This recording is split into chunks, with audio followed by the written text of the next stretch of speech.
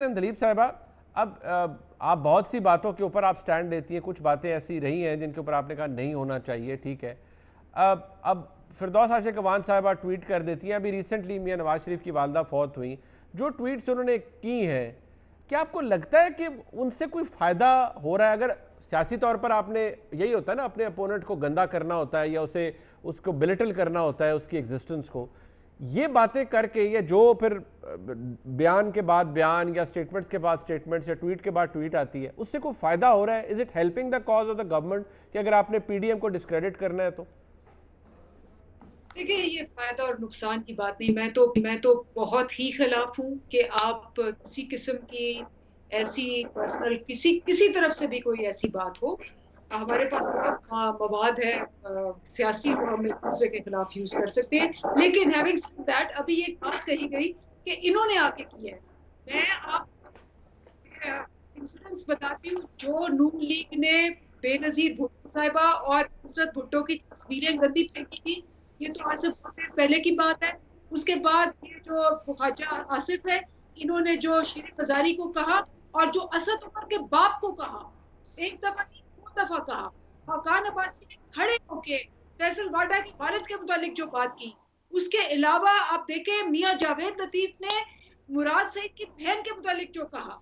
तो ये सारी चीजें तो ये 20-20 साल से ये करते आ रहे हैं। ये कोई नई चीज नहीं है इनके लिए। ये तो सारी करते आ रहे हैं। और कादर पटेल साहब ने जो किया था खड़े होके, ये कोई पुरानी चीजें नहीं है। ये इन लोगों ने ये एक दूसरे के बारे में किया हुआ है।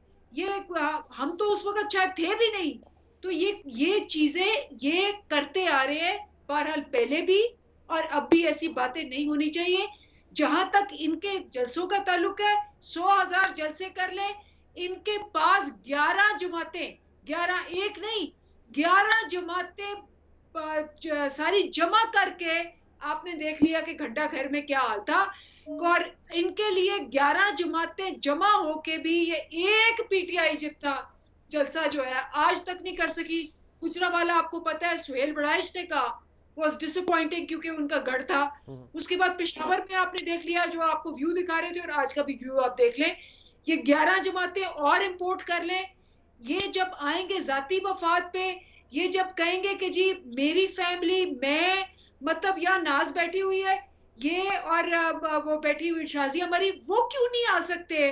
Y does Asfa have to come over there? Asfa की क्या स्ट्रगल है सिवाय इसके कि वो बेनजीर भुट्टो की बेटी है? ये ठीक है। क्या उसका जदोजहद है? क्या उसकी क्वालिफिकेशन है?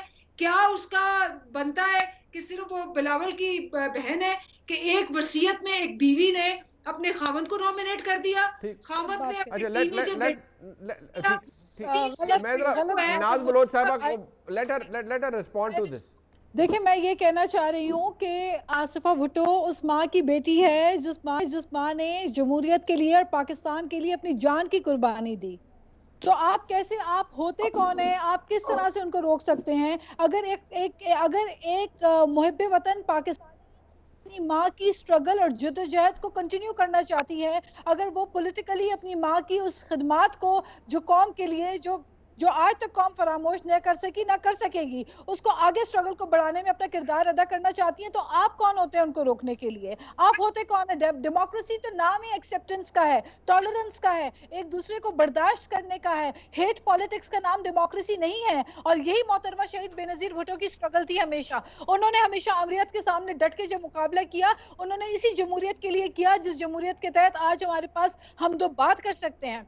लेकिन आज अफसोस की बात यह है कि आपने पार्लियामेंट के अंदर भी लोगों के गले घोटने की कोशिश की, आवाज दबाने की कोशिश की। पार्लियामेंट में भी ऑपोजिशन के लोगों के ना माइक खोले जाते हैं, ना बोलने की इजाजत दी जाती है। इसी तरह जलसों में, रैलीज में भी आप लोगों को परेशान करके आप बुनियादी जमहूरी डेमोक्रेटिक, जो बेसिक डेमोक्रेटिक राइट है, उससे महरूम रखना चाहते हैं। आप वेस्ट की डेमोक्रेसी की बातें करते रहे, वेस्ट की डेमोक्रेसी की आप मिसाल जब बारी आई तो आपने देखा कि यहाँ पे आपने डंडे की जो है सियासत शुरू कर दी है, आपने छापे मार मार के पॉलिटिकल वर्कर्स को हरास करना शुरू किया, उनको पकड़ पकड़ के जेलों को और थानों को थानों में बंद कर करके स्टफ किया। तो वहां पे आपको कोरोना एसओपीज और वायलेशन का ख्याल नहीं आया। तो ये दोहरे मयार की बात है। ये मेरा ख्याल है ये जो पर्सनल लाइक्स और बाहर निकल के बात करनी चाहिए। और ये जो जातियात की पॉलिटिक्स है, ये जो हेट पॉलिटिक्स का इसका वक्त नहीं है और ना इसका फायदा है, क्योंकि इस वक्त अवाम की जो बुनियादी मसाइल हैं वो एड्रेस करने की जरूरत है। उसमें आप बिजली का बहरान आप देखें, आप गैस का बहरान देखें, लोगों के पास गैस नहीं है, चूल्हे नहीं जल रहे, लोगों के रोजगार नहीं है, कारोबार नहीं है। let's see how the PDM helps in that। नहीं, अब मैं बिकॉज वक्त खत्म हो गया, मैं अबाई साहब आपसे कंक्लूड करना चाहूंगा। आपने से किसी ने, मैंने नाज साहिबा से भी पूछा है, आपसे भी दोबारा पूछ रहा हूं, ये 13 दिसंबर को भी आपने चले जलसा कर लिया, वो खैर बहुत बड़ा चैलेंज होगा जहां आप करने जा रहे हैं, कितना भर पाएगी जगह को और कितने लोग इकट्ठे कर पाएंगे आप, कैसे आपको लगता है कि ये कोई लॉयर्स मूवमेंट दोबारा उसी तरह का मामला चल पड़ा है कि जब आप लॉन्ग मार्च करेंगे फाइनली और इस्लामाबाद में हुकूमत गिर जाएगी या कुछ मान लिया जाएगा आपका, आपको ये लग रहा है? कहाँ, क्या अश्योरेंस है आपके पास ये जो आप करने जा रहे हैं? देखें मुनीर साहब, जब आवाम तंग होती है तो उस वक्त फिर अगर कोई डिक्टेटर हो या ऐसी हुकूमत आ जाए जो बंद गली में मुल्क को ले जाए, फिर उसके लिए यही हल होता है कि अपोजिशन जो है वो लोगों के पास जाती है।